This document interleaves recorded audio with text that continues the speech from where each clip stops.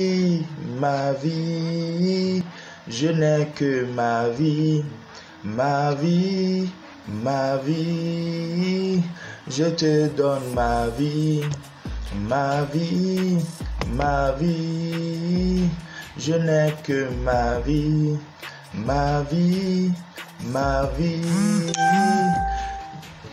Il s'était levé au milieu d'une terre desséchée, n'avait ni beauté, éclat pour nous attirer. Il a accepté toutes les choses qu'on lui a faites. Il n'a pas parlé, voulait juste te donner l'amour de Dieu. Est plus profond que tous les océans, que tous les océans. Il est précieux, mais Père, tu me le donnes gratuitement. Je n'ai rien pour échanger, si ce n'est ma vie, ma vie, ma vie. Je te donne ma vie, ma vie, ma vie. Jésus prend ma vie, ma vie, ma vie. Je n'ai que ma vie, ma vie, ma vie. Amen. Bonsoir, bienvenue dans Uppercut by. Are you down with CPP?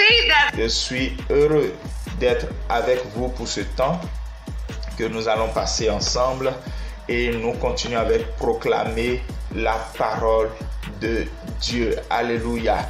Aujourd'hui, nous lisons Hébreux chapitre 4, le verset 12, car la parole de Dieu est efficace et vivante, plus tranchante qu'une épée quelconque à deux tranchants, pénétrante jusqu'à partager âme et esprit, jointure et moelle. Elle juge les sentiments et les pensées du cœur. Amen. Dans ce texte, nous voyons donc que la parole est importante. Et c'est pour cela que nous devons comprendre que proclamer quotidiennement la parole de Dieu sur sa vie, c'est quelque chose qui est dans notre bénéfice pleinement. Et nous ne pouvons donc célébrer le nom de ce Dieu glorieux qui nous donne cette grâce-là. Vous voyez, le chant que j'ai chanté à l'instant, c'est de la proclamation de la parole de Dieu sur ma vie. Et nous l'avons vu hier, proclamer la parole de Dieu sur notre vie fait beaucoup de choses. Notamment, c'est la proclamation de la parole de Dieu qui nous permet d'avoir la victoire sur certaines addictions. Aujourd'hui, je continue en vous disant, avant qu'on ne proclame certains tests que j'ai préparés, vous pourrez être libre de proclamer ce qui vous tient à cœur depuis votre maison. Retenons que notre identité en Christ est dans la perception que nous avons de Dieu. Et tant que nous avons une mauvaise perception de Dieu, nous avons aussi une mauvaise perception de notre identité. Voilà pourquoi c'est important pour toi et pour moi de savoir ce que la Bible a dit sur Dieu, afin de mieux découvrir ce que la Bible a dit sur nous. N'allons pas nous forger des théories toutes faites sur qui nous sommes. Et à côté de ça, il y a les perceptions que ce monde veut nous faire croire et veut nous faire avaler. Et c'est en proclamant la parole de Dieu sur nous-mêmes chaque jour que nous détruisons ces perceptions-là. La Bible les appelle les hauteurs qui s'élèvent contre la connaissance de Christ. Par exemple, avec tout ce qu'on voit autour de nous, c'est facile d'avoir peur et de dire, mais est-ce que j'ai ma place dans ce monde? Je suis un échec, je suis un loser.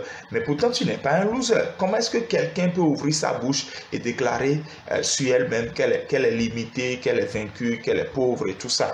Alors que quand nous allons dans la parole de Dieu, nous découvrons réellement qui Dieu dit que nous sommes. Et plus vite, nous nous rendons compte que parfois Satan utilise nos paroles contre nous-mêmes. Plus vite, nous allons quitter son joug, nous allons quitter son emprise et nous allons vivre pleinement la vie que Dieu nous réserve. Trêve de bavardage, nous allons alors proclamer certaines paroles sur nous et partager certains versets comme hier, des versets qui vont booster notre foi. Et ce sera tout pour aujourd'hui. Nous y reviendrons demain pour terminer, proclamer la parole de Dieu. C'est en 3 parties et aujourd'hui c'était la deuxième partie. Je proclame au nom de Jésus-Christ de Nazareth que la puissance transformationnelle de Dieu arrange toutes choses dans ma vie. Car j'ai lu et je crois fermement qu'il est le Dieu qui fait concourir les choses pour mon bien. Je le crois tellement que cette puissance est à l'œuvre dans tout l'univers. Oui, dans le visible comme dans l'invisible, pour arranger les choses à l'intérieur de moi et autour de moi. Au nom de Jésus-Christ de Nazareth, cela me montre aussi que je peux dire avec assurance que le Dieu qui a transformé l'eau en vin est capable maintenant de transformer toute amertume dans mon cœur, toute blessure dans mon cœur, toute déception, trahison dans mon cœur, en maintenant havre de paix. Je sais que dans les verts pâturages, il me conduit. Et il fait quoi? Il restaure mon âme. Je crois fermement que mon âme est restaurée selon sa parole. Il est mon bon berger et il restaure mon âme. Je déclare que je vis chaque jour dans la nouvelle vie en Christ que j'ai.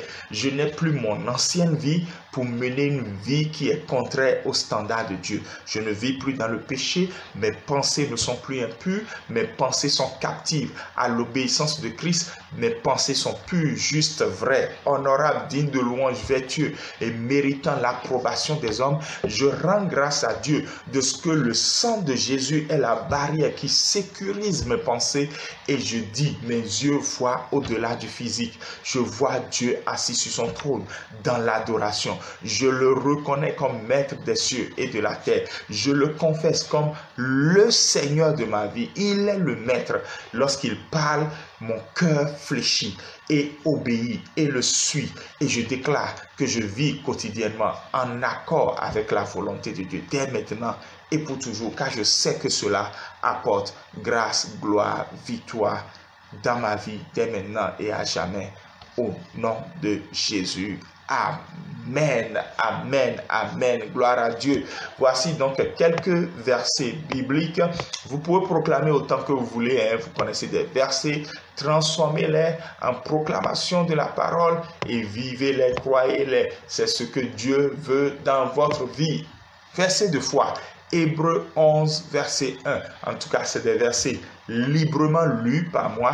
Or, la foi est la substance des choses qu'on espère. C'est-à-dire, lorsque tu espères tout et qu'il y a de la fioriture, il reste quelque chose. C'est la foi. Et c'est la mise en évidence, l'exposition et la démonstration donc des choses qu'on ne voit pas. J'ai la foi que les paroles proclamées se réalisent au nom de Jésus. Ainsi, Ésaïe 55, 11. La parole qui sort de la bouche de l'Éternel est une parole qui ne revient pas à l'Éternel sans effet. De la même manière, la parole qui sort de ma bouche ne reviendra pas sans effet. Voilà pourquoi je m'évertue à ce que ce soit la parole de Dieu pour qu'elle puisse produire l'effet bénéfique pour ma destinée. Elle accomplira ce que je veux. Elle prospérera pour la chose pour laquelle je l'ai envoyée en mission. Nombre 23, verset 19. Dieu n'est point un homme pour mentir, ni un fils de l'homme pour se repentir. Donc Dieu ne ment pas et il ne dit pas une chose pour l'annuler après. A-t-il dit? Alors soyez sûr, il le fera. Il n'a pas dit, il n'est pas engagé, il ne le fera pas. A-t-il parlé? Il amènera ce que sa parole a dit à accomplissement. N'a-t-il pas parlé? Ne l'attendez pas à ce niveau. Ça, c'est Nombre 23, 19. Et pour finir, Psaume 119, verset 89. Pour toujours, ô Dieu, ta parole est établie dans le ciel. Pour toujours, ô Dieu, ta parole est fixée dans le ciel. Pour Dieu, ô Dieu, pour toujours, ta parole est établie à jamais. Merci de nous avoir suivis. Shalom. Laissez-vous transformer quotidiennement par la parole de Dieu. C'était Uppercut by Pastor G. Alléluia. L'amour de Dieu est plus profond que tous les océans. que tous les océans. Il est